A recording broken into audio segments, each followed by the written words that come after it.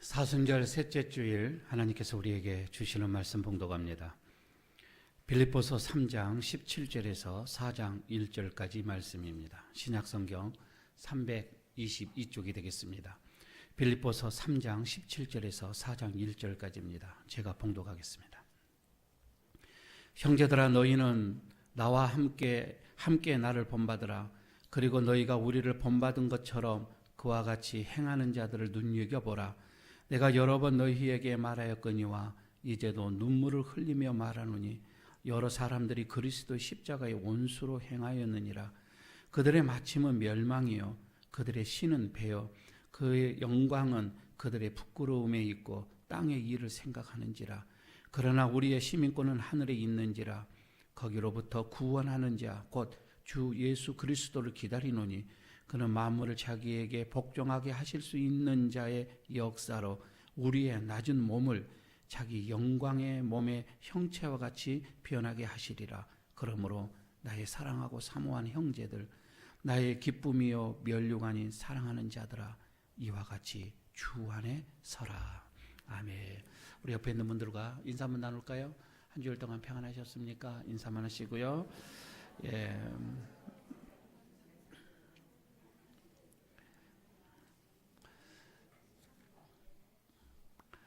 교회에 오늘 단장을 하고 오셨는데 어떤 마음으로 여러분 교회를 오셨는지 한번 묻고 싶습니다. 어떤 이유로 우리 교회에 오셔서 예배를 드리시는지 스스로에게 한번 물어보실래요? 나는 왜 교회를 왔지? 모태신앙에서 아주 습관적으로 그냥 주일이니까 와야 하니까 그냥 왔다라고 하시는 분, 그렇지 않으면 오늘 내가 교회를 가지 않으면 일주일간이 힘들어지니까 그냥 타의에 의해서 어쩔 수 없이 와야 하시는 분들, 그렇지 않으면 뭐 은혜를 사모해서 하나님 앞에 드려짐이 기쁨이요 해서 오시는 분들도 아마 있을 것입니다. 교회 분위기가 너무 좋아서 그 먼 길이 마산, 대구, 밀양, 진영, 뭐 말할 것도 없이 먼 데서 석계, 오늘 덕계에서도 오셨고 이런 분들도 교회 분위기가 좋으니까 그렇게 오시는 분들도 있을 것입니다. 그렇지 않으면 나는 좀 복을 좀 받고 싶습니다. 그래서 오시는 분도 있고요. 건강이 좋지 않기 때문에 건강 때문에도 또 오시는 분들도 있습니다. 여러분이 어떤 이유로 인해서 교회를 오셨든지 간에 교회에서 가르치고 있는 이 기독교의 이 교리죠. 이 기독교에서 우리 가르치는 이 구원, 교회에서 가르치는 설교, 말씀, 이 모든 것은 다 구원의 길이다. 마지막은 여러분 이것을 여러분들의 마음속에 다 믿을 줄로 압니다. 이것이 그냥 우리들의 마음속에 존재하고 있는 거예요. 구원이라고 하는 거 말입니다. 이것을 좀 더 체계적으로 얘기하는 게 우리는 이거는 교리라고 얘기합니다. 기독교의 교리. 그래서 이 구원 얻는 길, 우리가 예수를 믿고 천국에 가는 길, 그 방법, 뭐 이런 것을 교리인데 이거는 많이 알면 알수록 좋겠지요. 그러나 최소한은 우리가 세례를 받을 때에 받았던, 우리가 배웠던, 또 가르침을 받았던 그 교리만큼은 우리 마음속에 품고 있어야 할 것입니다. 오늘 제 설교는 이 교리 중에, 여러 가지 교리 중에 그 하나를 가지고서 여러분들에게 말씀을 드리고자 합니다. 바울도 이걸 좀 심각하게 이것을 좀 가지고서 오늘 빌립보 교인들에게 말씀을 하고 있는데 그 20절에 오늘 나와 있는 것부터 첫 번째로 이렇게 보고자 합니다. 우리의 시민권은 하늘에 있는지라 하면서 거기로부터 구원하는 자 곧 주 예수 그리스도를 기다리노니라고 얘기를 하는데, 이거는 바울의 머릿속에 이 헬라파라고 하는 죄송합니다. 이 할례파라고 하는, 할례를 받는 사람들 있죠. 할례파를 놓고서 지금 머릿속에 두고서 하는 얘기입니다. 그러니까 하늘의 시민권, 우리는 다 하늘의 시민권, 무슨 이거는 뭐 어느 정도 감은 잡겠지요. 무슨 얘기인지 알겠지요. 그러나 이 하늘의 시민권에 대해서 다른 사람들에게 뭔가를 설명을 하고 얘기를 해주려고 하면 이게 자신이 없어요. 그냥 정확하게 정립이 잘 안 될 수도 있다 이 말입니다. 더군다나 바로 뒤에 21절에 나오는 이 말씀을 보게 되면 이제는 좀 더 복잡해지게 되어집니다. 21절을 한번 보시게 볼까요? 그는 만물을 자기에게 복종하게 하실 수 있는 자의 역사로 우리의 낮은 몸을 자기의 영광의 몸의 형체와 같이 변하게 하시리라. 이걸 해석이 좀 필요하고요. 좀 더 여러분 우리가 이것을 정확하게 이해를 하려면은 바울이 지금 그때 당시에 이 빌립보 교우들에게 주는 편지인데, 그러니까 이 빌립보에 대한 이 상황을 좀 알아야, 시대적인 그때적인 그 환경을 좀 알아야 이 본문도 좀 이해할 수가 있는 거이죠. 한 2000년 정도, 2300년 정도 훌쩍 지나갑니다. 과거로 지나갑니다. 그때에 이 빌립보라고 하는 도시는 그때 당시 리비아의 조그만 보잘것없는 수도였었습니다. 그런데 우리가 잘 아는 알렉산더 대왕, 그 부친, 그러니까 빌립 대왕이죠. 빌립 대왕이 기원 전 357년, 8년 이때 정도에 이 리비아를, 그 수도를 뺐습니다. 그리고 자기의 이름을 붙이죠. 그래서 빌립보라고 이 도시 이름을 개명을 하지요. 빌립보라고 하는 것은 작은 우물이라고 하는 그런 뜻을 가지고 있습니다. 그러고서 또 한 300년이, 그렇죠, 300 좀 더 흘러갑니다. 그래서 기원 전 30년, 그러니까 그때는 로마가 통치를 하고 있을 때죠. 아구스티누스가 그 황제에 의해서 이 빌립보 도시는 직할시로, 로마의 직할시로 인정을 하게 됩니다. 행정적인 이것은 물론 그때 당시 태역 장교들, 나라를 위해서 충성하고 전쟁에서 공을 세웠던 이 장교들에게 빌립보에 대한 그 땅, 빌립보 도시의 땅을 다 분배를 해서 이렇게 포상을 해줬던 것이지요. 그래서 그들은 태어나자마자 어디 보면은 로마의 시민권을 그들은 가지게 되어집니다. 굉장하게 그때 당시에 행정이 파격적이었죠. 로마의 시민권으로서 가지고요, 태어나자마자 노예가 서너 명이 따라 붙습니다. 그리고 어떠한 악한 죄를 지고 극악무도한 범죄를 저질렀다 할지라도 로마 시민이라고 하는 그 명예를 지켜주기 위해서 십자가의 형은 주지를 않았습니다. 그만큼 그들에게는 대우가 있었던 거이지요. 그런데 그때 우리는 한국에서 태어나면 한국이 대한민국의 시민권을 가지고 있는 것처럼 이 빌립보에서 태어나서도 그 자동적으로 이런 로마의 시민권을 가졌죠. 얼마나 그들이 자부심을 가졌겠어요. 그때 당시는 대단했단 말이에요. 그런데 바울이 그렇습니다. 너희들이 로마의 시민권을 가지고 그렇게 기뻐하냐? 우리는 천국의 시민권을 가지고 있는 자다. 그렇게 지금 얘기를 하고 있단 말이에요. 그러면서 말입니다.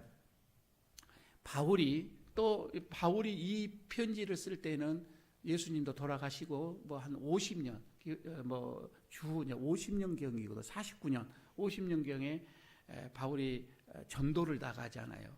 첫 번째 이 전도가 마게도냐 성인데, 그 마게도냐 들어가서 첫 번째 성이 빌립보라고 하는 곳이에요. 여기에서 바울이 첫 번째 전도를 하고 거기서 교회를 세운 게 유럽의 최초의 교회입니다. 그때 결정의 기둥 같은 역할을 했던 분이 누구죠? 누디아라고 하는 여성 사업가이지요. 그분이 굉장히 재력가였습니다. 그래서 바울을 물신양면 도운 거예요. 마음껏 전도할 수 있도록, 마음껏 일할 수 있도록 뒤에서 물질적으로 이렇게 도왔지요. 바울이 거기에서 나와서 다른 지역에서 복음을 전할 때에도 성경에 보게 되면 계속 물질을 공급을 했던 것을 보게 됩니다. 그때 그거를 전달했던 분이 에바브로디도라고 하는 바울의 제자였죠. 그런데 말이에요, 그때의 어떤 이런 물질적인 것을만 이렇게 에바브로디도가 가져온 게 아니라 이 빌립보에 대한 소식을 가지고 옵니다. 그때 이 소식이 뭐였느냐면은 바울이 그때 교회를 세우고 개척을 하고, 그래서 교리를 가르치고 믿음의 체계를 이렇게 쭉 세우고, 또 다 세웠다 싶으면 또 다른 곳으로 가고 다서 또 복음을 전하고 이랬는데, 바울이 없는 사이에 이상한 사람들이 들어왔다고 하는 거예요. 그러면서 바울이 말하지 않는 이상한 교리를 가르칩니다라는 소식을 듣게 됩니다. 바울이요, 여기서 그냥 굉장히 흥분을 합니다. 그러면서 바로 달려가서 모든 것을 정리를 하고 싶은데 상황이 그러지를 못하거든요. 그러면서 편지를 먼저 보냅니다. 편지를 보내서 이렇고 이게 빌립보서 오늘 이 편지다 이 말입니다. 그런데 오늘 우리가 이 편지를 보면서 가만히 이 3장에 대해서 얘기를 하는데, 물론 빌립보 이 전체를 보면은 굉장히 기뻐하라 이런 얘기가 많아서 기쁨의 서신이라 이렇게 얘기를 하지만은, 그러나 엄밀하게 보면 참 아픔의 서신이다 이렇게 봐줘도 되는 거예요. 바울은 굉장히 아픔이 많이 있었던 거이죠. 그러면서 특히 3장에 넘어오면서 이단의 얘기를 이제 본격적으로 하게 되어지는데, 3장 2절에서 보시기 바랍니다. 우리는 오늘 17절부터 봤는데 3장 2절에서 보면 개들을 삼가하라, 이 개라고 표현을 하는 겁니다. 그리고 행악자들을 삼가하라, 몸을 상해하는 일을 삼가하라. 어떻게 보면 개라고 이렇게 지칭을 했는데 심한 욕처럼 들려지잖아요. 욕을 한 것과 같습니다. 그런데 말이에요, 여기서 개라고 불렀던 이 사람들은 누구냐면은 그때 당시에 파림치한, 안 그러면 몰상식한, 안 그러면 상식도 지식도 없는 저속한 사람들, 낮은 사람들을 말하는 게 아니에요. 그런 사람들이다, 차라리 그런 사람이었다면 바울이 이렇게까지도 안 하지요. 그런 게 아니라 이 사람들은 3절에 보게 되면, 3장 3절에 보면 이 할례파를 말하고 있었던 거예요. 할례를 주장하는 사람들을 놓고 바울은 그들을 개라고까지도 이렇게 해버렸던 거예요. 그러니까 굉장하게 바울로서는 지금 이 할례파들이 교회에 들어와 가지고 분위기를 쫙 나눠버렸던 거예요. 한번 생각해, 할례파가 이거 뭐입니까? 바울도 8일 만에 유대인이었기 때문에 할례를 받았어요. 바울도 받았지요. 유대인들은 다 태어난 남자들은 8일 만에 할례를 받잖아요. 그런데 예수님을 믿는 초기 단계에, 이게 초창기 때에 초대 교인들도 다 유대인들이었기 때문에 거의 다 할례를 받았다 이 말이에요. 그러니까 문제가 없어요. 그때는 문제는 바울이 전도하고 이방인을 전도하고 할례하고 전혀 무관한 사람들이 교회에 들어왔습니다. 교회에 들어와서 할례 받는 사람, 할례를 받지 않는 사람, 이런 사람들이 함께 엉킨데 이때부터 문제가 교회가 일어나는 거예요. 한쪽에서는 그래, 예수 믿는 것도 좋은데 할례를 받아야 한다 하고는 계속 할례를 강요를 하는 거예요. 왜 바울이 이토록 이렇게 심각하게 얘기를 했느냐면, 이거는 할례를 받는다 안 받는다 문제가 아니에요. 기독교의 근간의 교리를 흔들어 버리는 거다 이 말입니다.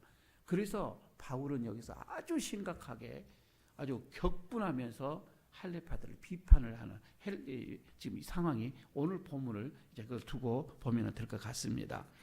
지금 여기서 말이에요, 18절을 여러분 여기서 보게 되어지면 18절을 보십시오. 내가 여러 번 너희에게 말하였거니와 이제도 눈물을 흘리며 말하노니 여러 사람들이 그리스도 십자가의 원수로 행하였느니라 라는 이런 말씀인데, 지금 여기에서 바울이 할례를 받는 이 사람들을 십자가의 원수다라고까지도 얘기를 하고 있는 거예요. 그러니까 대단한 거거든요.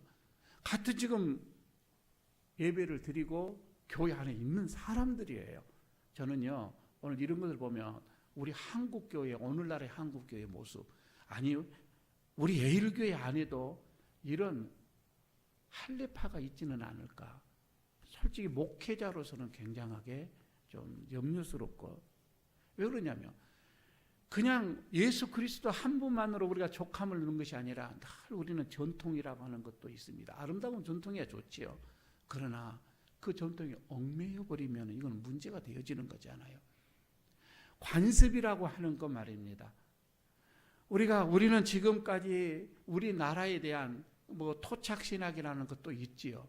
불교가 500년 전에 더 먼저 들어왔기 때문에, 아니 유교적인 문화가 우리에게는 다 저변에 깔려 있다 이 말이에요. 우리는 그것을 교회 안에서도 서슴없이 우리는 그것을 지켜야만 한다라고 생각하면 문제가 된다 이 말이에요. 꼭 이걸 지켜야 한다고 생명을 걸면 이거는 이제 기독교 교리하고는 상당하게 배치가 되어지기 때문에 그렇습니다. 오늘날 교회 안에서 안타까운 일들이 이런 것에서 많이 일어나게 되어지는 것이죠. 바울은 그리스도 십자가의 원수라 이렇게 얘기를 했던 것입니다. 공동 번역에서 조금 전에 방금 나와서 읽었던 이거는 공동 번역이에요. 다시 한번 공동 번역 18절을 여러분 한번 보시면 이렇게 나오잖아요. 내가 벌써 여러 번 여러분에게 일러준 것처럼 또 눈물을 흘리며 말한 바이지만 많은 사람들이 그리스도 십자가의 원수로 되어서 살고 있습니다. 여러분 이거는 안 믿는 자를 얘기하는 것이 아니에요. 교회 안에서 그렇다 이 말입니다. 교회 안에서 십자가의 원수로 지금 살아가고 있다 이 말이에요. 바울의 이런 심정을 알게 되어진다면 여러분 오늘 말이에요. 조금 더 오늘 이 말씀에 좀 기울여 주시기를 바랍니다. 이 사람들은요 19절에 보이게 되어지니까 그들의 최후는 멸망이라 이렇게 얘기를 합니다. 자기네 이 뱃속은 어디 보면은 하나님으로 삼고 자기네 배를 하나님으로 삼았다 이 말이죠. 신으로 삼았다고 하는 것이죠. 수치 오히려 자랑으로 여겼다 이 말입니다. 부끄러움이 영광이었던 것이죠. 이거는 세상에 땅의 일에만 마음을 쓰는 자들이다. 이렇게 19절에서는 바울이 말씀을 하고 있습니다. 여러분 우리가 이런 표현으로 보면 바울이 지금 비판하고 있는 이 할례파 말이에요. 이 할례파들은 십자가를 어떻게 보게 되면 부정한 것처럼 느껴지잖아요. 아니요. 십자가 부정한 게 아니에요. 십자가 믿어요. 부활도 믿어요. 다 믿는단 말이에요. 그래서 같은 신앙의 공동체 안에 같이 있음에도 불구하고 저 유대인들, 저 유대교에서 넘어왔는데 저 유대교하고 원만한 관계를 이루어야만이 이렇게 우리 기독교도 생존할 수가 있지 않느냐라고 하는 생각이에요. 그러나 바울의 생각은 다릅니다. 만약에 그들과 이렇게 하나가 되고 유대교와 하나가 되어진다면 그래서 유대교를 눈치를 봐야 되고 그들의 교리를 받아들여지게 된다면 우리 기독교의 교리는 그날 흔들려 버린다. 이거거든요. 그래서 바울은 굉장하게 유대교하고를 철저하게 분리를 시켜 놨던 것이지요. 눈물을 흘리면서 다시금 편지를 쓰고 있는 겁니다. 그렇게 해서는 안 된다. 그렇게 신앙생활을 해서는 안 된다. 바울은 여러 번, 그것도 한 번도 아니고 여러 번 눈물로 호소하는 이 편지임을 보게 됩니다. 그래서 뭐라고 합니까? 20절입니다. 보십시오. 다시 한번 20절을 보게 되면 그러나 우리의 시민권은 하늘에 있는지라. 우리의 시민권은 하늘에 있다. 우리는 천국의 시민권을 가진 자다 이 말이잖아요. 그렇게 되어지면 이거는 두 가지 의미가 있는데 하나는 정치적인 의미예요. 지금 로마 그때 당시에 이 빌립보 교인들은 이 말이 무슨 말인지를 너무 잘 알고 있는 거예요. 로마에서 그렇게 너희들은 본래 로마의 사람이 아니지만은 그러나 특별한 배려를 해서 너희들의 시민권을 부여를 했으니까 너희들 우리가 그렇게 로마의 시민다운 로마의 시민으로서 살아갈 수 있도록 다 받침을 이렇게 행정적으로 해 주었기 때문에 특혜를 주었기 때문에 너희들은 로마 시민답게 살아라 하면서 계속적으로 그들은 교육을 또 시켰습니다. 로마의 시민의 품위를 지켜야 된다. 그리고 세금도 내야 된다. 그리고 로마 시민들께 떳떳하게 살아야 된다. 얼마나 그들에게 자긍심을 부어 넣어주는지 몰라요. 시민답게 로마 시민답게 살아라. 이 말이 생활하라 그 말입니다.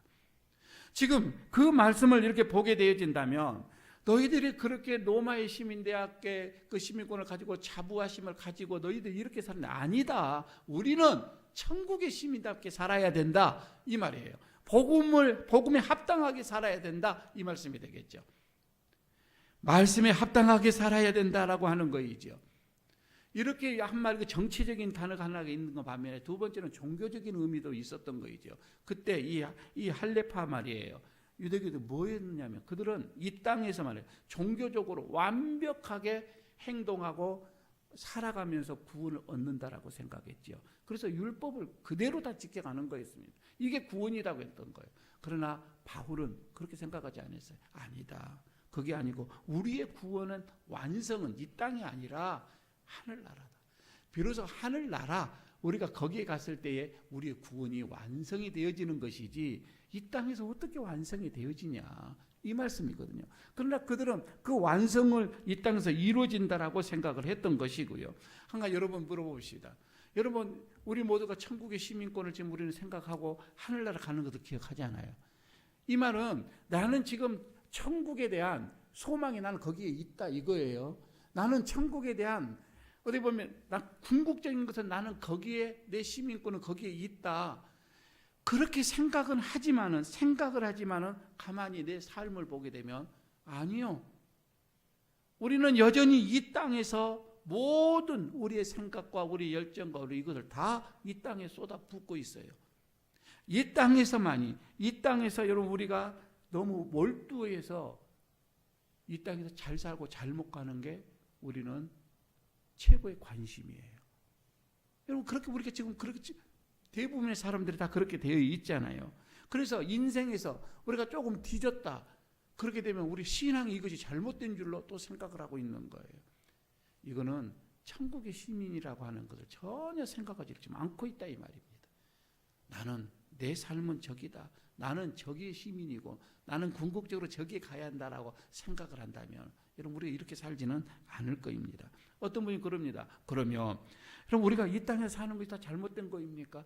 다 지금 그러면 하늘나라만 생각하면서 살아가야 됩니까? 그렇게 생각한다면 바울의 말이나 오늘 제 설교를 또 잘못 들은 거예요. 그런 얘기가 아니죠.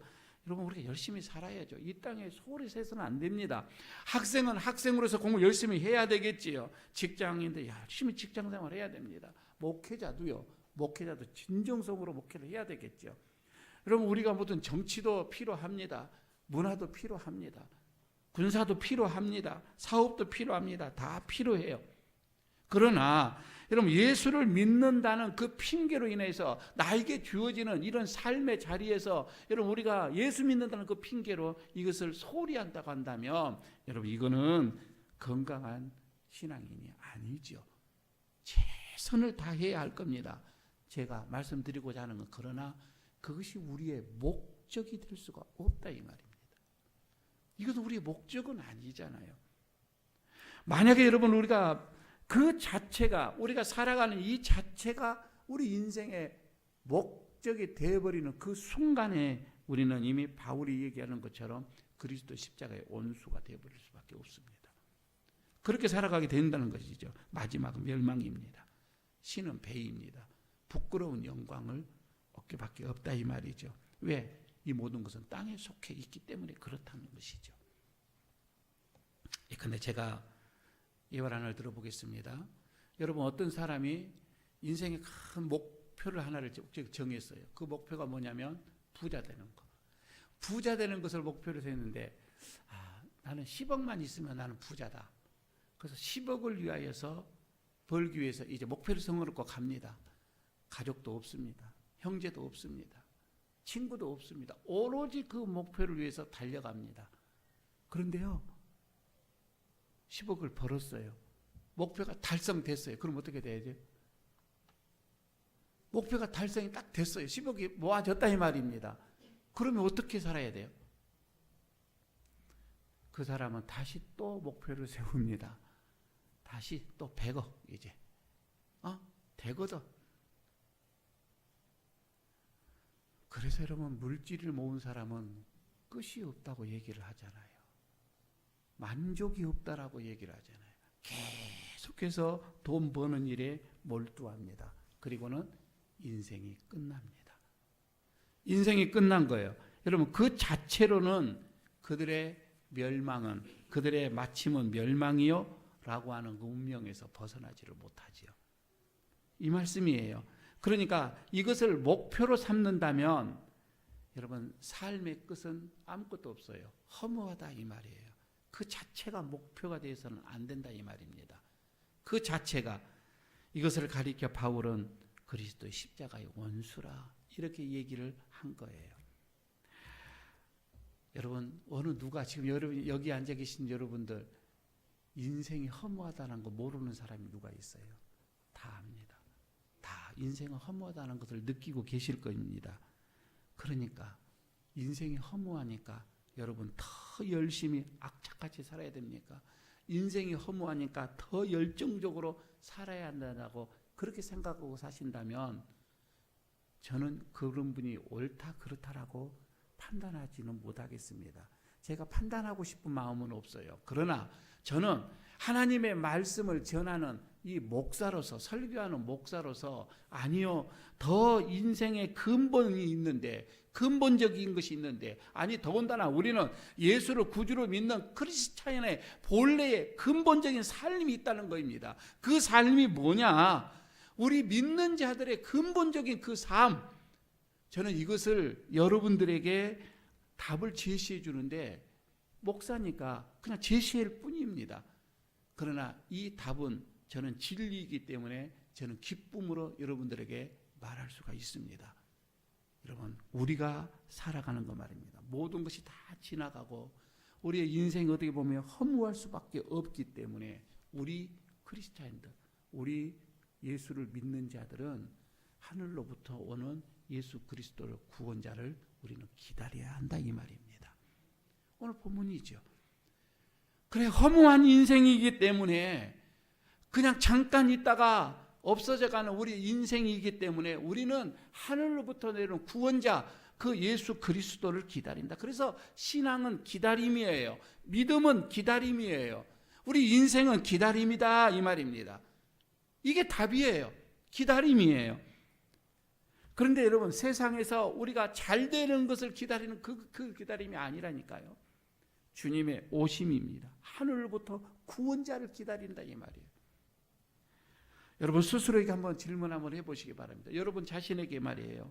나는 정말 구원자 그 예수를 기다리고 있는가? 나는 그런 기다림의 삶을 살고 있는가?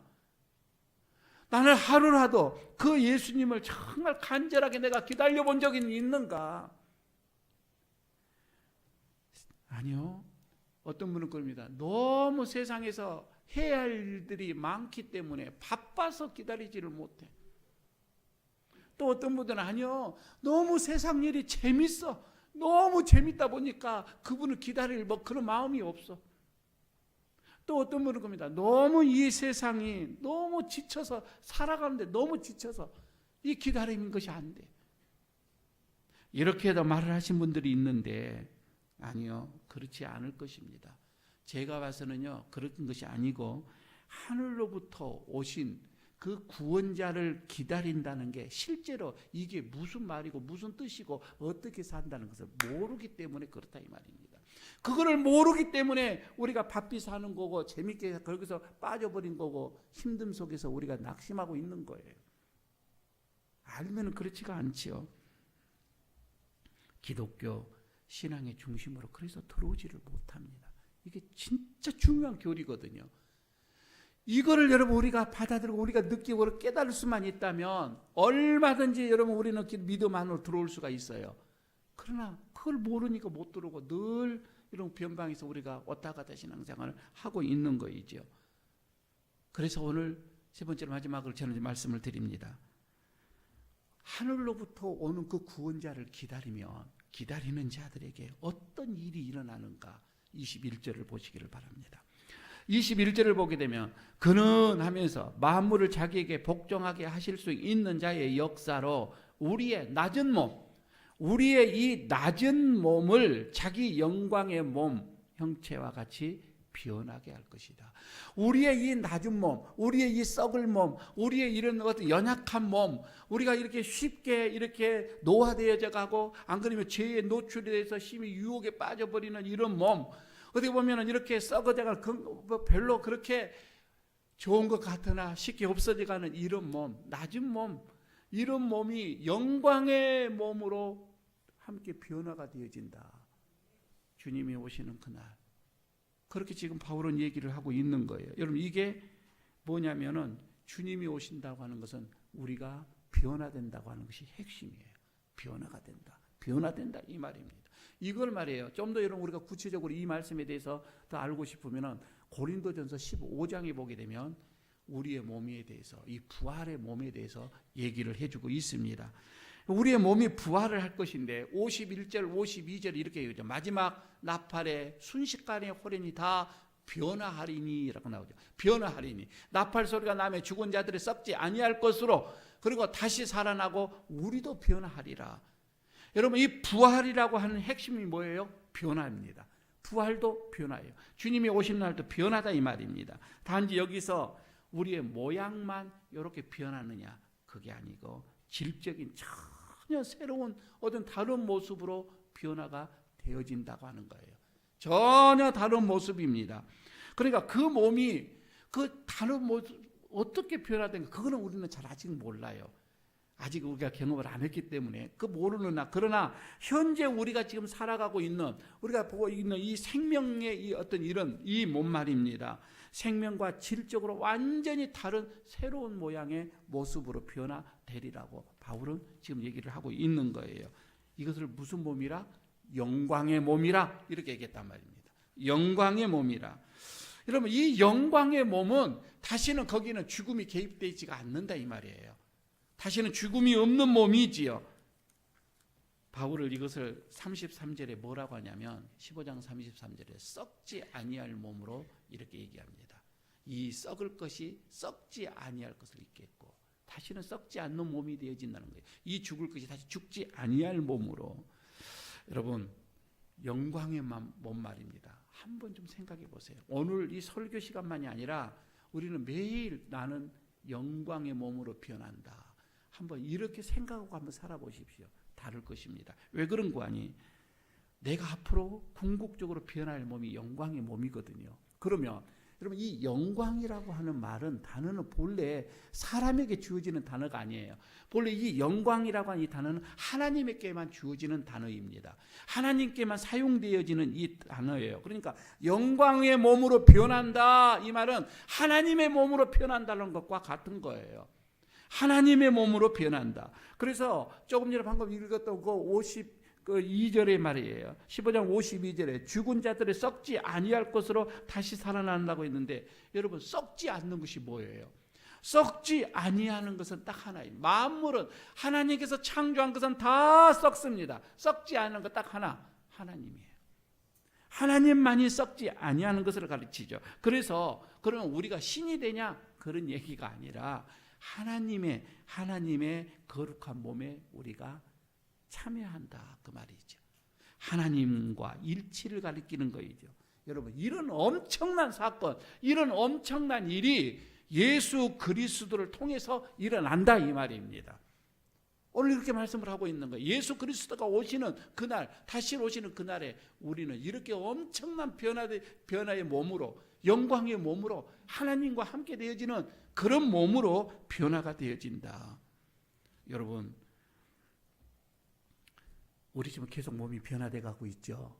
얼마나 제가 여기 이제 6년 전에 봤을 때 여러분들 그때 참 예뻤어요. 얼마나 건강했는데요. 얼마나 멋있었는데요. 근데 6년이 지나고 나니까 제 모습을 본데 저도 팍상 늙었어요. 제 거울을 보면 와, 내가 이렇게 늙었나. 그러나 소망이 있습니다. 제가 이렇게 몸은 60이 넘어서 이렇게 세포가 다 죽어져 가고 늙어져 가지만 그러나 소망 위로가 있어요. 나는 영광된 몸으로 곧 변화될 것이다. 이런 생각하면 내가 위로를 받지요. 여러분 우리의 몸은 다 쇠퇴해져 가니만 그러나 썩지 아니할 영광스러운 그 몸으로 우리는 변화될 거다. 나는 변화될 거다. 그리스도를 기다리는 자만이 말입니다. 여러분 이게 우리의 신앙이다 이 말이에요. 그런데 우리가 이렇게 살아간다면은 이 세상에서 그렇게 이런 삶을 살질 않아요. 그래서 초기 때요. 이 신앙을 가진 초대 교인들은 어떻게 살았느냐면 이 몸 그래 사자의 밥이 돼도 신앙 부인하지 않았어요. 자기의 몸이 횃불이 되어져도 저녁에 가로등이 돼 그런 화형을 시키면서 그 예수 믿는 사람들을요 등불로 사용을 했다니까요. 그런데도요 예수 부인하지 않았어요. 이런 몸은 언젠가 썩어질 거. 우리의 몸은 거룩한 몸, 썩지 아니할 몸, 영광의 몸으로 내 몸은 변하리라. 그런 신앙으로 그들은 이 어려움을 극복해 나갔던 것이지요. 여러분 우리가 이렇게 살아간다면, 이런 신앙을 우리가 가지게 된다면 우리가 세상에 네가 잘났네 내가 잘났네 이거 아닐 거예요. 왜 그런 거 아니에요? 자, 결론을 내립니다. 바울이 이 말은 지금 누구한테 한 이 대상이 누구였죠? 아닌 헬라파, 아니 세례 아니 할례파들이 너도 완전 교회 안에서 나눠 놨거든요. 아니야, 우리는 다 변화가 될 건데 할례가 무슨 필요가 있냐? 받고 안 받고가 무슨 얘기가 있냐?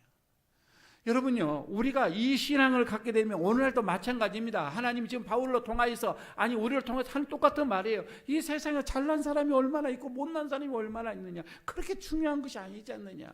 사회적으로 여러분 우리가 조금 더 높고 지위가 있는 사람 없는 사람이 있어요. 건강이 조금 좋은 사람이 있고 안 좋은 사람이 있어요. 생활이 좋은 사람이 있고 안 좋은 사람이 있어요.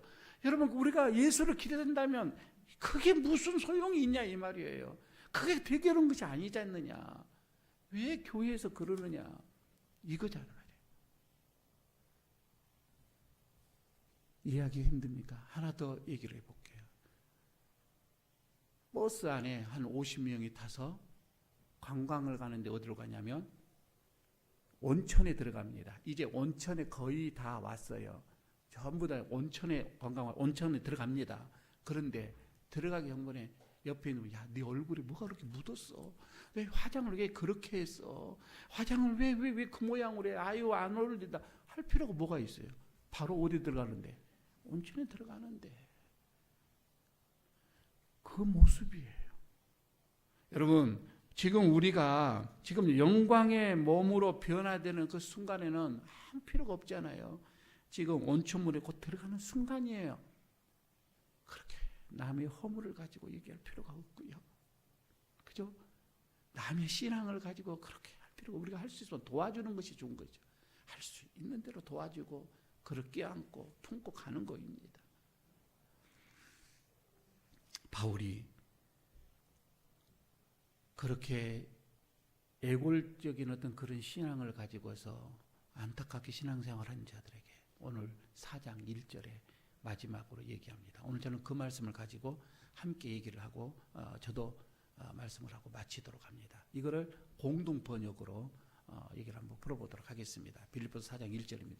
그러므로 내가 사랑하고 그리워하는 형제 여러분, 나의 기쁨이요 나의 멸류관이 사랑하는 교우 여러분, 주님을 믿으며 굳세게 주 안에서 살아가십시오. 4장 1절 이 말씀입니다. 믿음 안에서 굳게 살아가십시다. 믿음 안에 굳게 쓰시기를 바라겠습니다.